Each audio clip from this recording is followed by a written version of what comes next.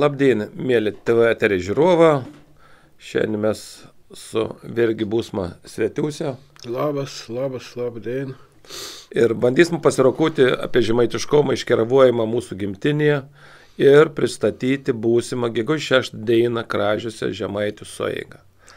Žemaičių sueiga tokį, kaip senoji Žemaitijos sostinė Kražius, bus tokį pirmą. Didelė smagu, kad pavyko susišnekėti su tokias paskaitų šnekovas Saviščio Eugenijų, kuris pristatys, kaip Žemaitė turėjo diduomenį Lietuvos didžiosios kunigaikštystės gadynėje. Paten bus Lileikų Aivars.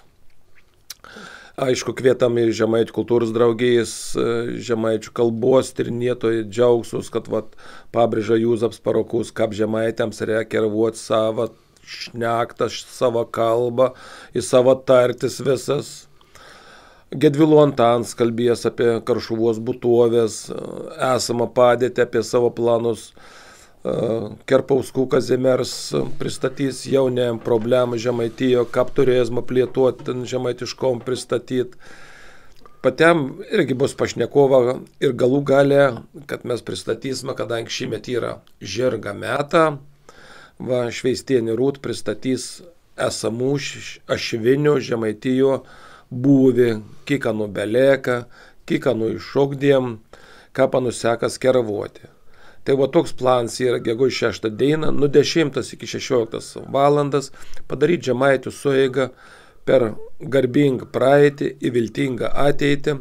Užtat tropnesnių Žemaičius kvitam toj sueigio sudalyvauti. Renginys bus nemokams. Pamislisma, kad ir jėdės nepritrūktų ir būtų smagia praleistas laiks. Tai Virgi tamsta irgi kviito į tą renginį atvykti, pasirokūti ir Žemaičių toks susibūrėms bus ir telktis iš karto. Šiaip aš tokiam renginį nesu buvęs dar, tik norėdavom nuvažiuoti konferencijas, ten draugėjais rengdavau. Kažkaip neišeidau, nebūdavo laiko. Dabar žadu viskų mesti ir nuvažiuoti, nes tokį istorikų suvažiavim, pasiskaitytų, pasiklausyti paskaitų. Tikrai įdomiai, nepasitaikys, gal nepasitaikyti jau progą dar kokį ateinantį metų. Kaip irgi misliai, kaip dabar jau mes vis tik jau brandaus amžiaus jaunikaitė esam, kaip tun žemaitiškom perduoti savo vakams, vaikaitėms, kur mes Žemaitijo turėtumėm padaryti, kad tas toks, mes jau Žemaitė, niekur nedingsma, kad tas žemaitiškoms kaip virusas toliau tenstus. Stebus sudėtingi. Sudėtinga situacija iš tikrųjų.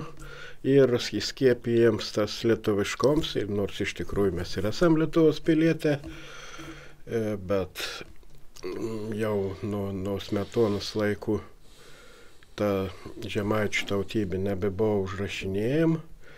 Buvo surengtas 1923 metas Lietuvos surašyms, ten tokios tautybės Žemaitis jau nebuvo, nors 1897 metas Rusijos imperijai surašym, tikra dar buvo. Ir užsirašė ir žemaičių kalbą kalbančių apie 4,5 milijonų. O ne mažiau, 444 tūkstantį su biškioko, ne? Aš biški sumaišiau. Tai jau čia biški pakėlė kartelę. Pakėliau. Skaičių susimaišiau, čia.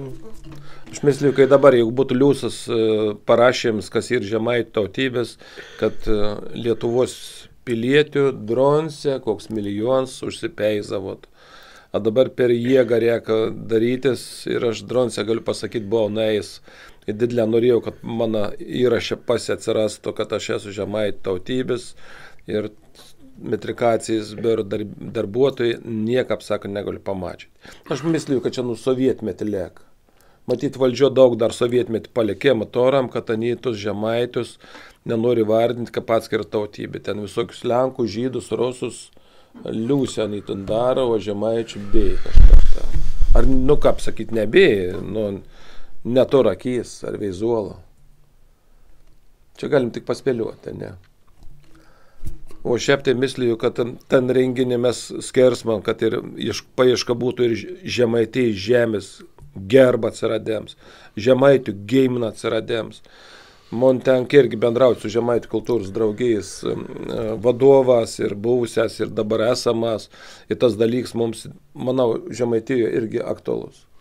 Nu, pirmiausia, tur viskas išėti iš pačių žemaičių, nes tikra tuo Lietuvos valdžiai neatnešunt, lėkštelis į nepadaus. Jeigu žemaitė pats savęs nevadins žemaitės, vadins lietuvės, naudos maža. Dar įdomi tas, kad pavyzdžiui, pernai ar užpernai metais buvo skelbstas elektroninis surašymas. Tikrai daug ir buvo grafa, kad galim užsirašyti žemaičių. Daug, aš tikiuosi daug, aš nežinau, kiek ten užsirašė žemaitės, bet ta statistika tuo neskelba. Vėl atsakyms toks maždaug 2000 lietuvių lietuvių tautybės asmenų užsirašė žemaičiais. Reiškia, taip jaukinga yra atsifutbolinama, o apklauso tikrai buvo galim įrašyti. Žemaitis, ten tikėjim galėjai įsirašyti senoviškai žemaičių, gamtatikis, galėjai kalbą įsirašyti, kad vartoju kiekvieną dieną. Čia toks pat gaunas anekdotas, kaip sako. Jūs juk nieks nedraud jums kalbėti žemaitišką, pareikit vakarienės metu galite kalbėti žemaitišką tarp savęs, nei tokių jokių draudimų nėra. Džiaugiuosi, kad ir tu mes be draudimų galim raukoti žemaitišką ir pakviesti gegužės 6 dieną tropnių žemaičius į Kražius, į Žemaitių sueigą, pabūt, pabendrauti, navynų išgersti. Be to šįmet irgi dar planuoju padaryti kelis renginius, kad būtų žmonėms įdomiau. Šįmet 75 metą sukank Jūros sritys įkūrimų, tai savo gimtinė, kur buvo Jūros sritis įkurta 48 metais birželio pabaigo, bus paminavoni, o patiem visą laiką pakviesiu į atkurtų naktigonių, irgi Skrusdelinės Vincedijo ant Žados kalną, Liepos 22 į didelį gražį naktigonį. Ir ypač jaunėjimą, kad jie išmoktų šokti, bendrauti tarpusavį, o net maigytų tas planšetes į kompiuterius.